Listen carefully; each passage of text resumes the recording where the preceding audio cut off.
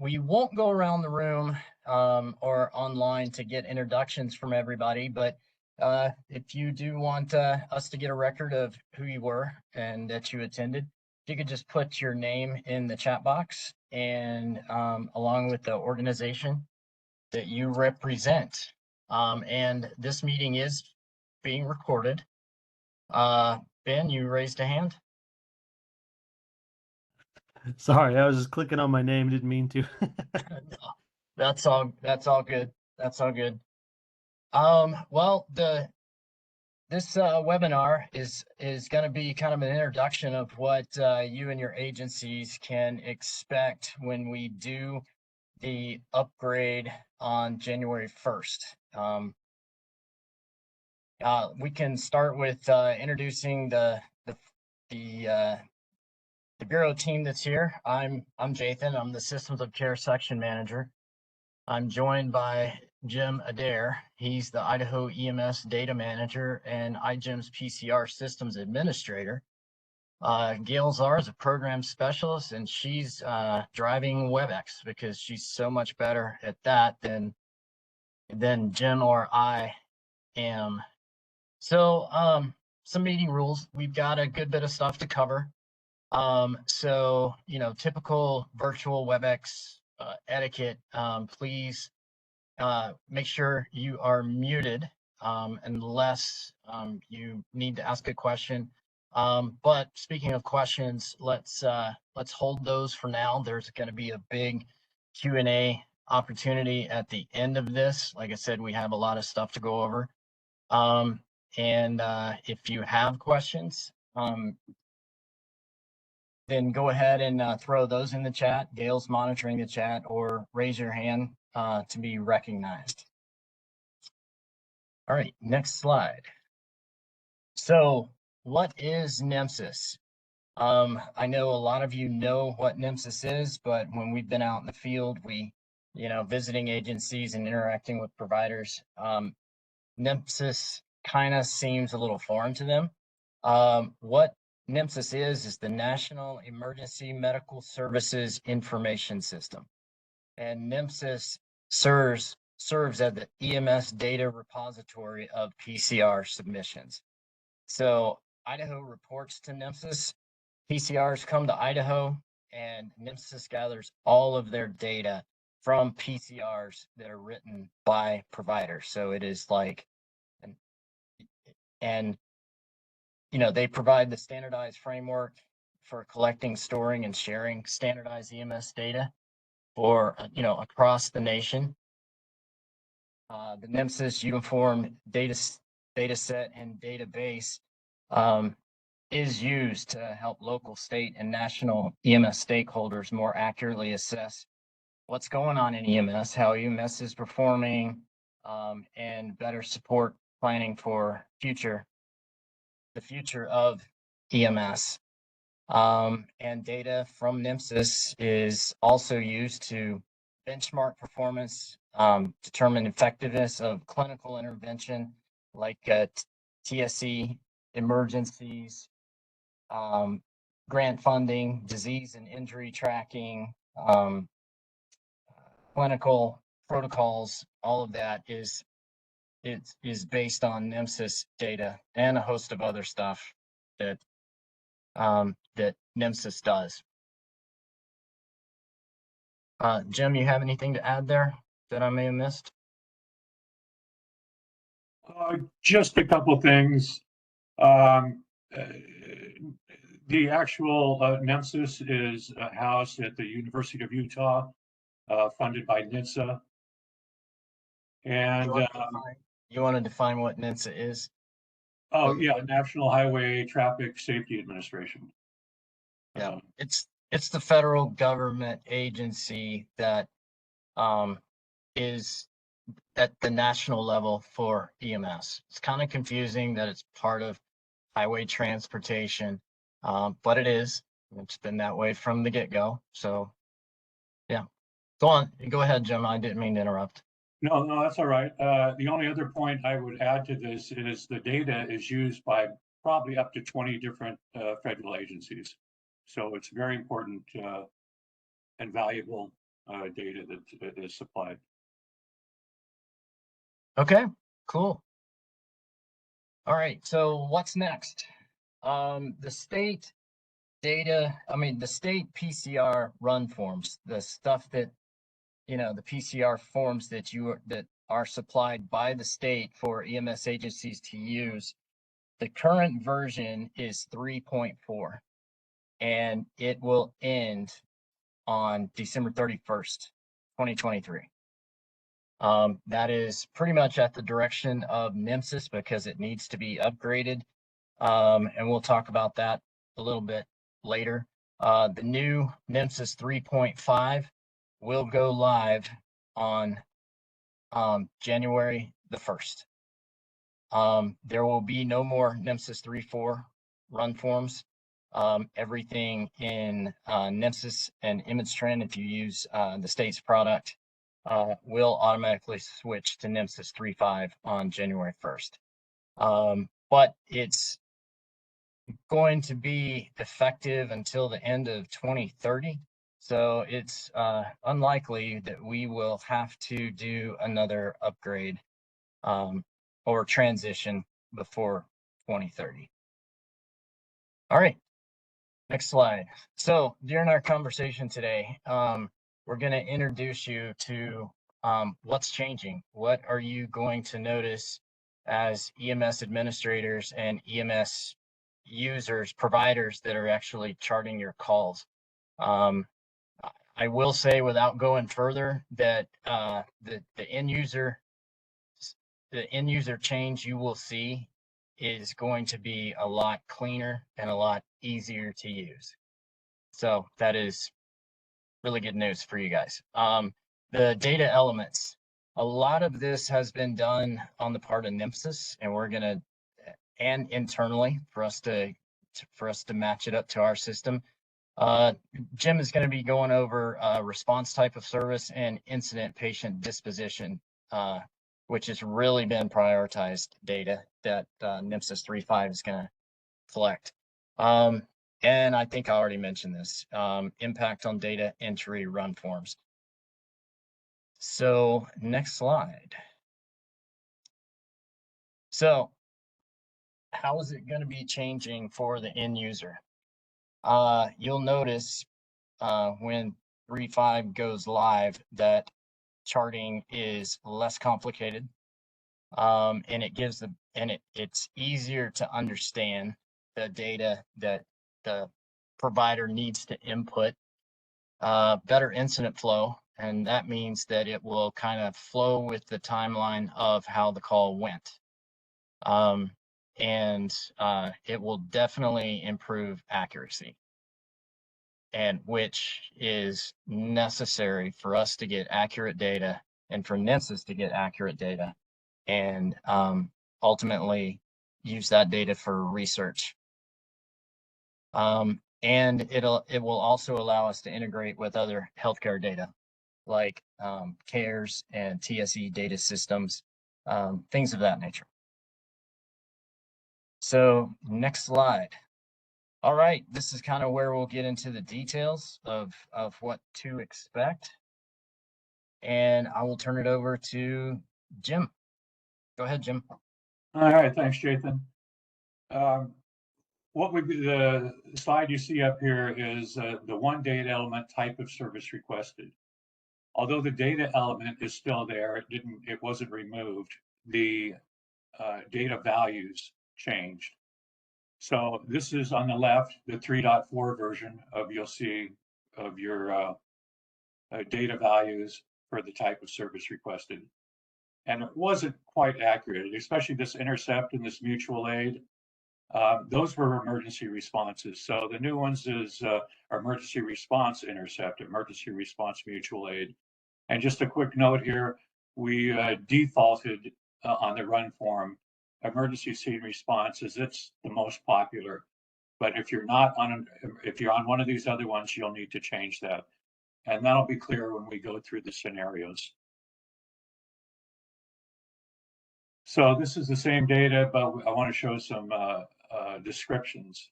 And as you see, emergency scene response is the usual. The intercept is now an emergency response intercept, etc. One change, the interfacility transport is now just hospital to hospital, transferred from one hospital to another one. If it's a non-hospital to hospital or hospital to non-hospital, we would use other medical transport. The other ones are pretty clear. They've got the explanations here. One I'd like to point out is the non-patient care support services. This is their data element, not an element, a data value. And support services is often misunderstood. So NEMSIS has published a description, and this is what it is. Non-patient care support, like carrying bags, equipment, helping move a patient, standby for police, fire rehab, and services where no one rose to the level of a patient. It wasn't any patient care provided by you. And some more specifics like mortuary services and crew transport only, transport of organs and body types, etc. So when you click on those, instead of seeing those old 3, 4 values, you see these new 3, 5 values, and I think it'll be a little easier for you to find an exact match of what the type of service requested is. Hey, Jim, can we see the previous screen one more time? And one more, sorry. Perfect, thank you.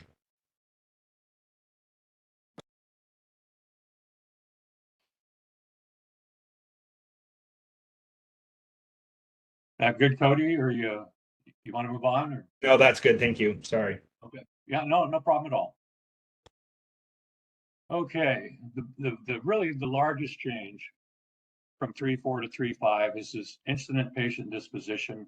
The old one in the 3.4 over on the left had 20 different choices, and some of them very confusing, and that'll be clear when I go to the next slide. They've broken that, they've removed this data element and added 4 new ones: a unit disposition, a crew disposition, a transport disposition, and the patient evaluation and care. And of all those 4, there's 25 different choices opposed to the 28 in the current 3.4 version. If you ever hit a drop down, I'm sure you did for the incident patient disposition, it's rather busy, all these things. The new fields, again, we've defaulted them on the run forms. These are the most popular data values, and those will be defaulted. Again, it'll be clear when I run through the scenarios what that means. But this makes it a lot clearer and a lot easier to get an exact match of what you did on your call, as opposed to the old incident patient disposition. So let's run through the scenarios. This first one is probably the lion's share of what most EMS agencies do. Your unit responded first to an emergency scene, you treated a patient, and you transported them in your hospital unit. Well, let's see how you would do that in the old world and the new world. These highlighted, this is the old 3.4 incident patient disposition options. And these highlighted are the most popular values that we see input on the run forms. It is patient treated and transported by the CMS unit, and then you can get specific with BLS or ALS. But when we're running queries and doing data analysis and data requests, it gets a little more complicated when you have to query multiple values and report on multiple values. Now the new one is fairly simple. You know what the unit's disposition, you made contact with the patient. Patient evaluation and care, you evaluated and care was provided. Crew disposition, you initiated and continued primary care, and for transport, you transported by the CMS unit. All the defaults, and it's a little clearer. And here we are with the actual run form.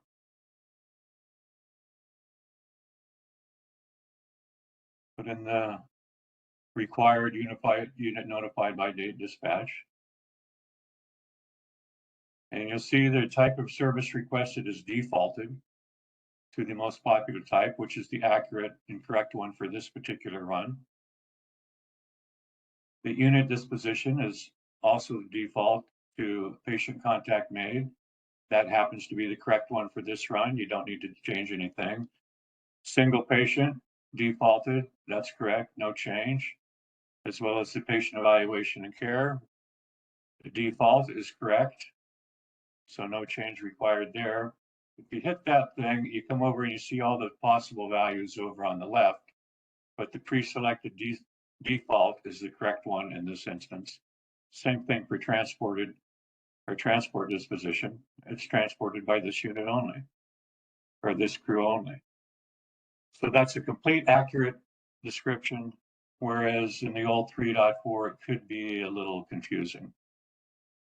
Let's hit the next one. Next scenario is your non-transport fire or QRU responded to emergency scene, but the transporting agency's ambulance is already on scene and have initiated patient care. They ask you to help them with patient care until they can get the patient loaded for transport. You assist with patient care until the patient and crew are loaded and leave for the hospital. What was the incident patient disposition? Well, as you can see, in the current environment, a number of different selections could have been made. Patient attended this crew and transferred in another EMS unit. Yeah, I guess an agency assist or a unit assist. It could be some of these. That's not a good one, but that was a common choice. Anyway, you can see it's confusing, and we're not getting the same data on the same calls from all providers and agencies. Now, the new environment pretty much takes care of that. You've got this scenario, and the patient contact was made. We'll just use the default. Patient evaluation and care was provided. The default's good. Crew disposition, we didn't initiate and continue primary care. We provided care supporting primary EMS crew. And for the transport, it was transported by another EMS unit.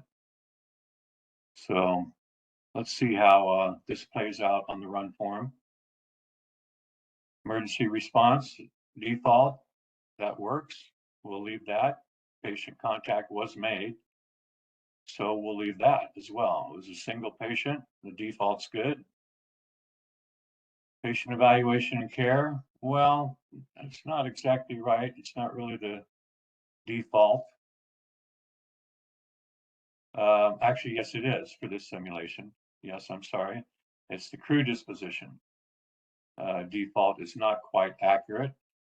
It's provided care supporting the primary EMS crew. And for the transport disposition, the default needs to change as well on this run. And you look down and you find transported by another EMS unit. That is a completely accurate documentation of that scenario, whereas the 3.4 version didn't really always allow for that. Let's go to scenario 3. Your ALS non-transport unit responds to an emergency scene. The transporting agency's ambulance is already on scene, but is only staffed and equipped for BLS care. You're a paramedic who assumes patient care on scene, and you provide ALS patient care during transport to the hospital by the BLS unit ambulance. All right, let's see how this plays out in the current environment. As you can see, it's a bit sticky. These, again, are things that we've seen the most, and there's a number of them. Transported by this unit with care by other personnel, patient attended by this crew, and transported another EMS unit. They're just multiple selections that may work and have been selected. Now, if we go to our current 3.5, where we've got the 4 elements, it makes it a lot easier. Unit disposition, yes, we made patient contact. For patient evaluation and care, patient evaluated and care provided. Both defaults work fine. Crew disposition will have to change. We assume primary care from another EMS crew, and the transport was transported by another EMS unit, but with a member of this crew. Come here just a minute. I'm sorry, Don, I didn't catch that.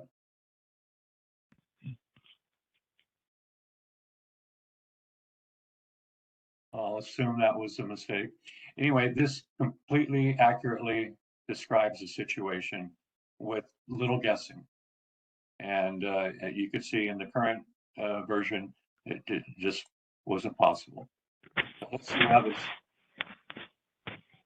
this pans out on the actual run form. The emergency response is defaulted, that's fine. Patient contact was made, that's fine. Single customer, or single patient rather. Now the patient evaluated and care provided, that's fine. But we didn't initiate and continue primary care. We assumed primary care from another EMS crew. And for transport, again, we didn't transport. It was transported by another EMS unit, but with a member of this crew. So again, we've accurately documented this route.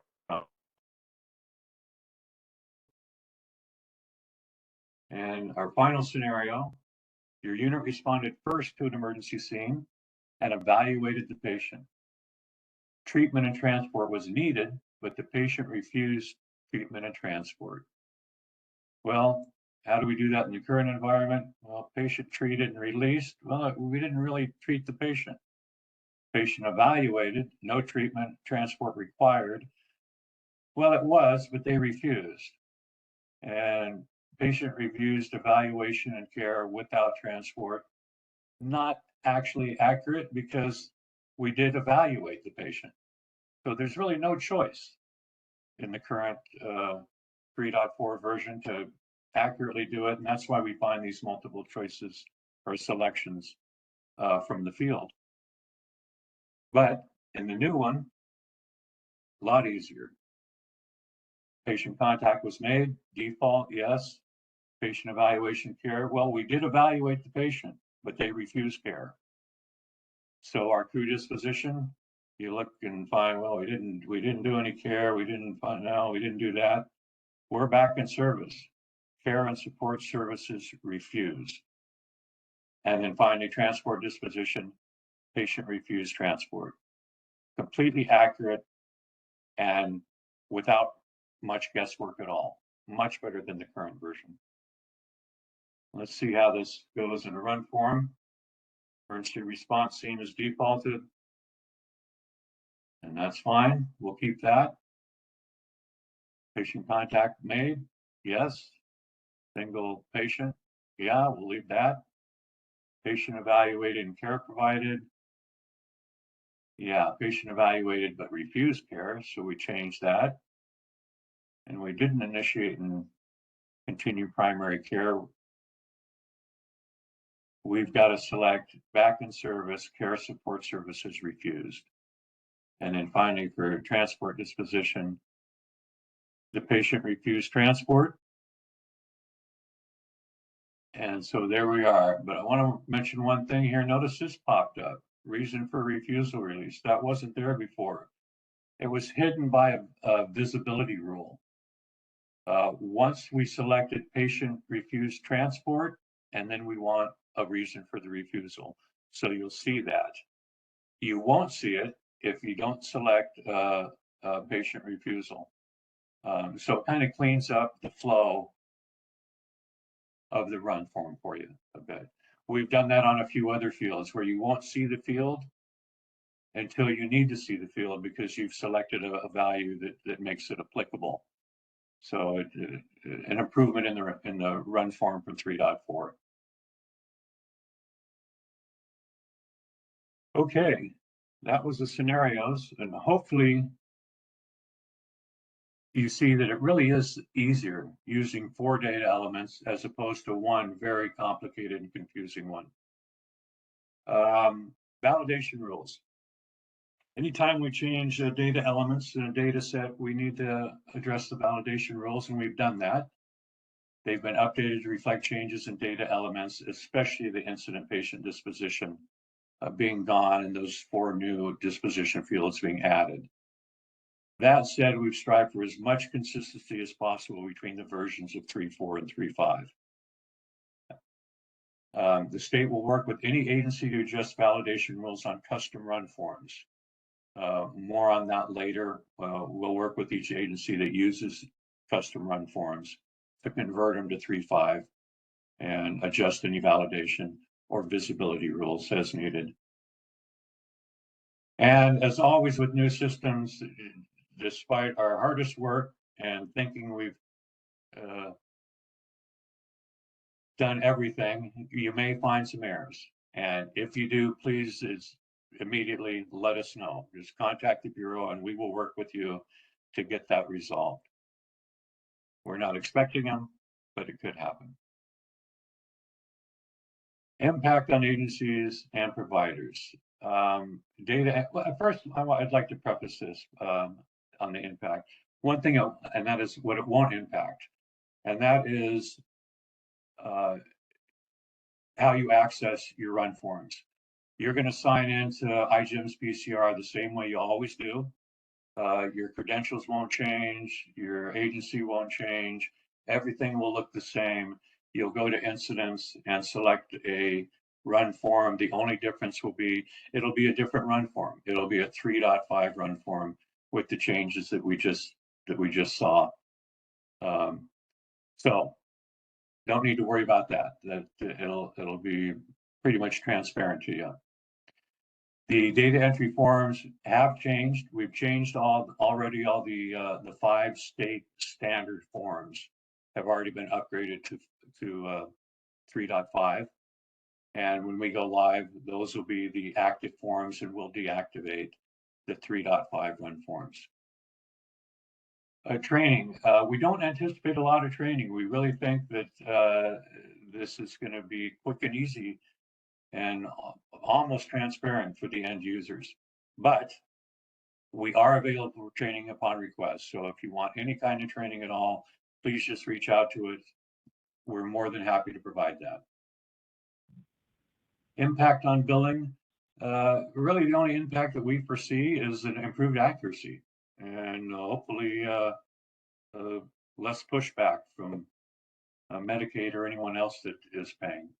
But we do ask that you communicate these changes, let your billing agent know that you're converting to 3.5, or if you've got an internal billing personnel, let them know. And finally, the switchover. We plan on doing a mass switchover on January 1 for all the iGEM's PCR users. So that will be those agencies with custom run forms and those that use the standard run forms. Now, there are 2 exceptions to that I'd like to point out. One is those of you out there who have contracted with an outside vendor to do your ePCRs, you'll need to communicate with them. We've heard word that some vendors may not be ready to transition come January 1. So you'll need to reach out to your vendor, communicate with them, ask them about a schedule for you to convert, as well as the data entry forms. They provide those, they'll do that for you. And the other one is we'd like probably half a dozen test agencies that are willing to convert December 1 of this year. So if there are any glaring problems, we can just work them out before everyone's impacted.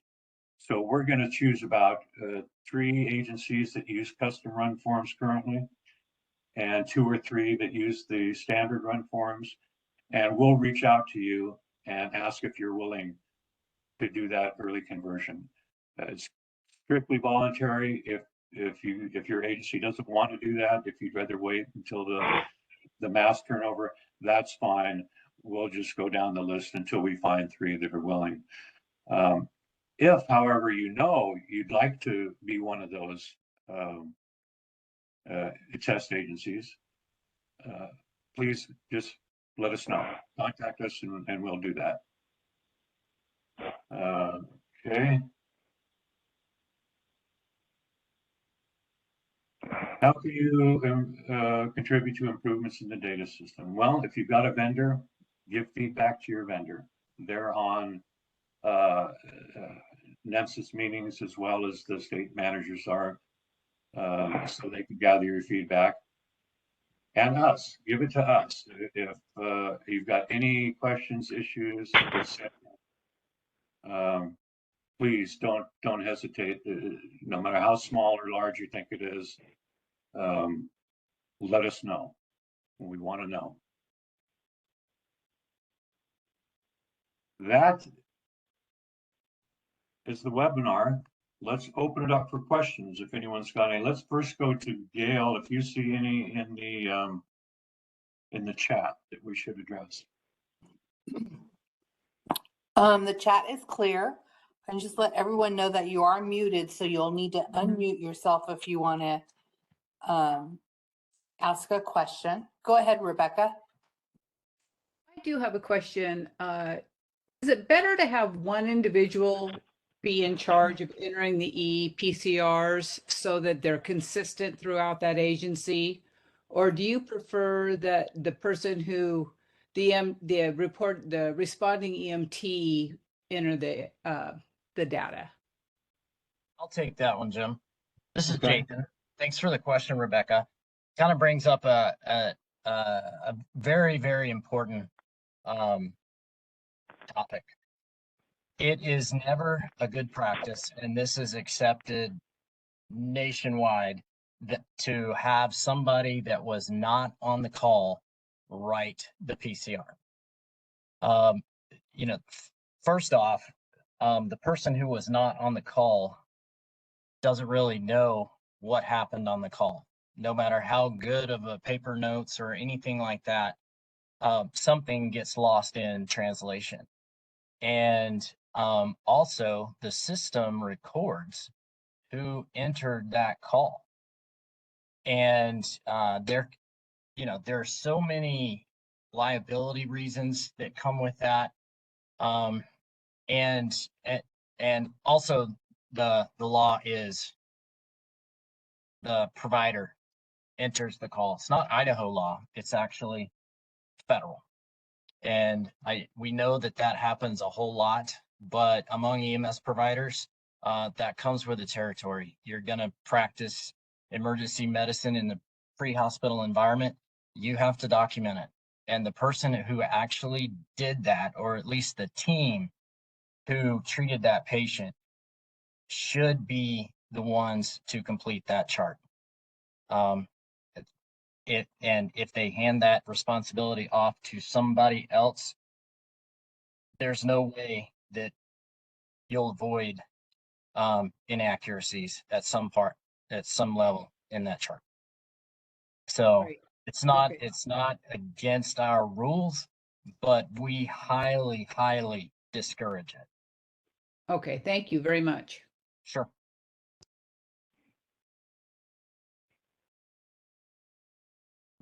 So the chat is still clear. I just invite everyone, like, if you want to just pop in and ask a question, go ahead.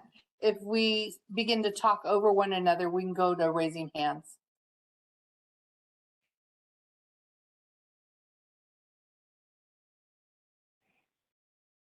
Crickets.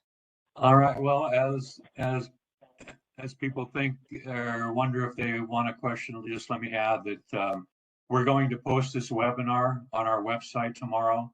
So if anyone missed this or wants to go back and just check things, they can do that. It'll be on our website. Do you have a address for that website? IdahoEMS.org.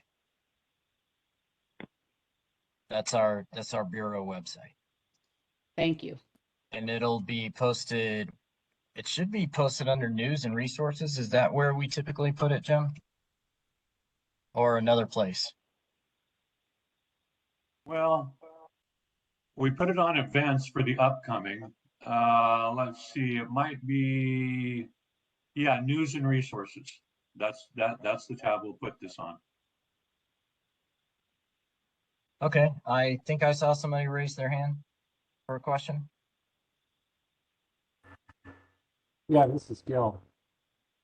One of the previous iGEMs, one of the real confusing things that I found on it was we're a small agency in a remote area, and we have ALS that is about 30 minutes away that comes on BMS or ALS calls. Mhm. And in the report, when we're documenting our times, it does have on there when the first responder arrived. But if you put in when the and sometimes the first responder arrives before the ambulance arrives. And in that situation, if you put in when the first responder arrived, then it doesn't evaluate that you're getting, all your 100% clear on the report because it's saying that, hey, you provided this or you did this before the unit arrived. And that's true. We did do that before the unit arrived, but it didn't give us that capability. Right. So, based on what I heard, you were kind of fading in and out. You might want to check your microphone settings, but based on what I heard, you're saying that a first responder arrives at the scene before the ambulance arrives at the scene. Is that and initiates patient care? Is that correct, or did I get that wrong? That's correct. Okay, so this is yes. The time that first responder arrived on the scene should be charted for that responder's arrival. Yes. And when that responder turns over patient care to another agency and that agency transports, that time needs to be noted that that's basically when that chart ends. When the That's, other agency leaves the scene, you have turned over care, that time needs to be noted. no, it's a different scenario. Oh, okay. The first responder is an EMT that would be on the ambulance, except the EMT was closer to the scene than someone that could go get the ambulance. So the EMT went POV the scene and initiated care. Yes. When that EMT arrives on the scene and starts evaluating, and he is a crew member on the responding ambulance, then yes, the time should be documented when that first responder gets there. Okay, and what I was saying was what the report did is when you put in something that you did or you initiate anything that first responder did at that time, it said it would accept it, but it would give you a red flag that said this happened before the unit arrived. And it's true, it happened before the unit arrived, but there was no other way to get around it. Yeah, that's an interesting scenario. We can talk a little bit more about that offline, and Jim and I can go back and look at the system to see, because that is correct. That scenario does happen. Yes, And it happens a lot. yes.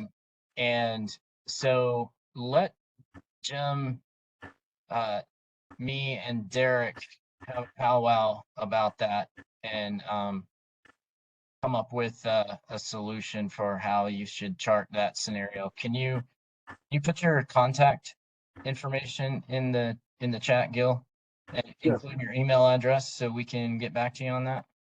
Will do. Sounds good. Thanks.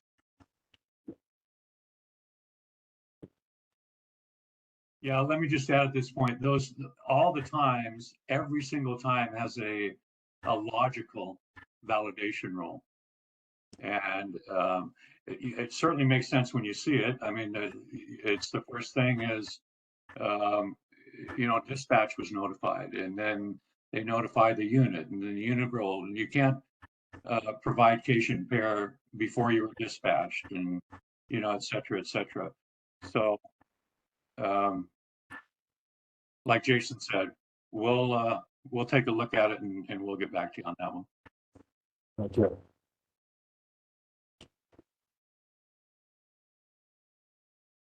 Any other questions?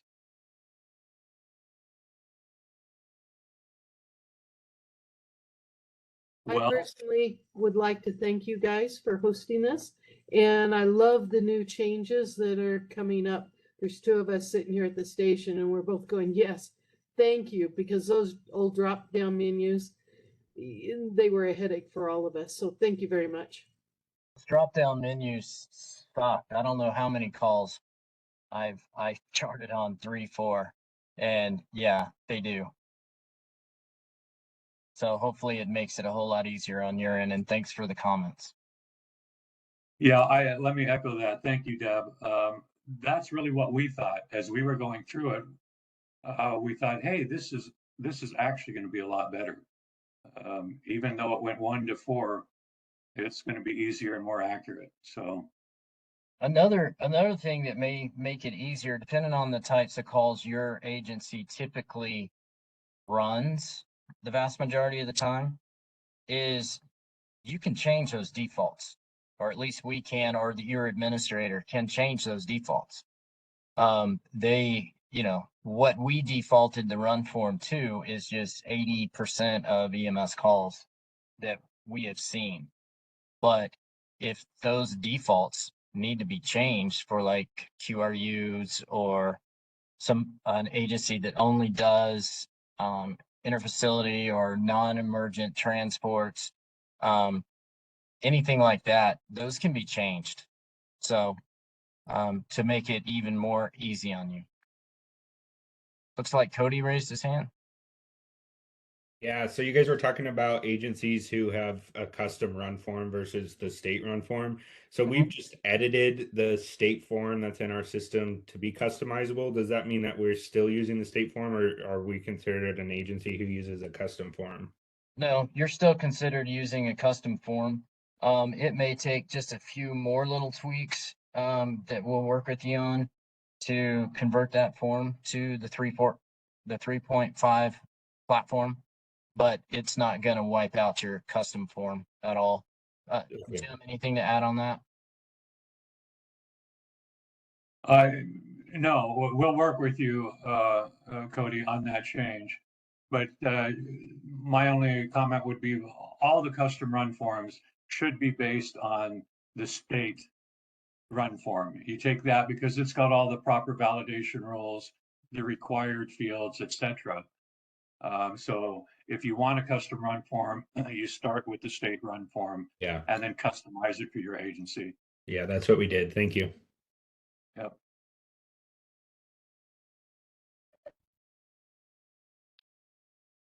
I have a question. Go ahead. As a QRU, we live in a small community, and we have individuals that, let's say their child or something like that gets stung by a bee or has an accident, and they often bring them to our house. And in turn, we start patient care while, we contact dispatch to have them dispatch an ambulance because we're a non-transport unit. Right. And when we've been filling out, when we've been filling out the forms, because dispatch is notified by us after we start patient care, it won't let us actually enter the time when we start patient care. Okay. Yes. That is, I can see that happening, and I can see that being a situation that you might find yourself in. So, again, just like the previous scenario that Gil brought up, let us kind of put our heads together and come up with a solution for that. So if you as well want to put your name and email in the chat, give us a little bit of time to work out a solution, and we'll get back with you on it. We would appreciate it. Thank you. Sure thing. The solution, Deb will get to you in just a second. The solution may be that we'll just have to live with it and reduce the number on the validation error, so you can still get a high number. We'll think more about it, but right off the top of my head, I'm not sure we have a solution to that. But we'll get back to you. Deb, what'd you have? One thought, it wouldn't change the validation score, but you can always explain it in your narrative. So it could be explained out. Same thing with the other situation. You could explain it in your narrative why there's that time lapse. And so at least when it goes to court or something, it's explained there. My only thought. That's correct. That's correct. But to kind of play on what Jim was saying, the charts, you're not going to be able to close them if there's remaining validation errors. But we can allow validation errors of a certain type that fit scenarios that NEMSIS is not set up to receive. So again, that's what Jim was saying. It may involve us removing that from your chart as a validation error.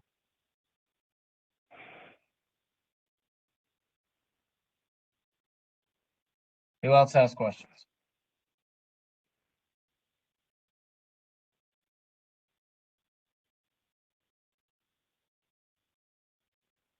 I would just like to remind the gentleman who was talking about patients coming to their home that to put your contact information in the chat so I can. Yeah, I see it. It's in there. It That is? was you. That was you, Gil, right? Yes, that was me, but I don't see it. So I have Gil and then Rebecca chimed in. Wasn't there somebody else? There's From a DQR, I think hit their name. oh, Their display name was DQRU, I believe. I was trying to find them. he just put it in the Dietrich chat. quick, yeah. Dietrich quick response unit. I just sent you the email.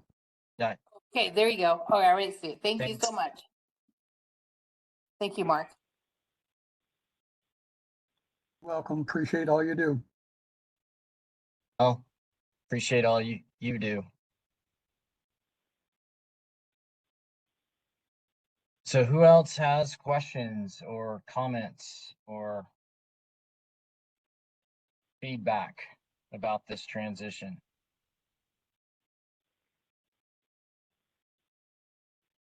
Once again, a major system transition. It automatically sparks fear, but this one is actually going to be a major improvement. Y'all are gonna notice that it's a lot more convenient and probably faster, and definitely produces much more accurate data. So thank y'all for joining. If you don't have any additional questions, you're free to drop. If you want to ask a question, we'll hang on for another 5 or so minutes. But if we just get crickets, we'll just go ahead and call it. So thank y'all.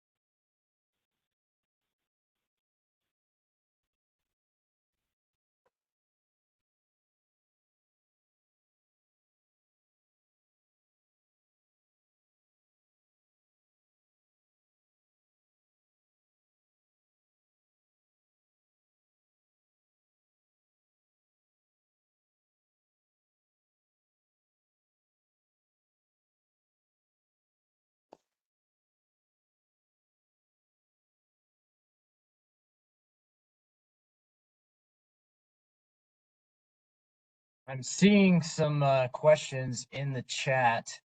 I don't know if those individuals are still on the call, but I'll kind of go down the list. It looks like Dietrich put in as a note, standby at football games and events. Also generally start patient care before dispatch has arrived as well. That scenario does play out with the data elements that are in there. It's standby is in there. First patient contact, pretty much everything that would fit that scenario that you wrote in there is already in there. Christy, will there be any training media to pass down? Yes. I'm not sure what that will be composed of. The NEMSIS stuff that they have released is more or less for us internal stuff, to us internal folks to fix to program our system, to talk to them. But yes, we will come up with some sort of training media, probably more likely a webinar with running through a chart. Can't say when that will be released though, but we'll try to get on that. I think that answers Rebecca's question. And I think that's all.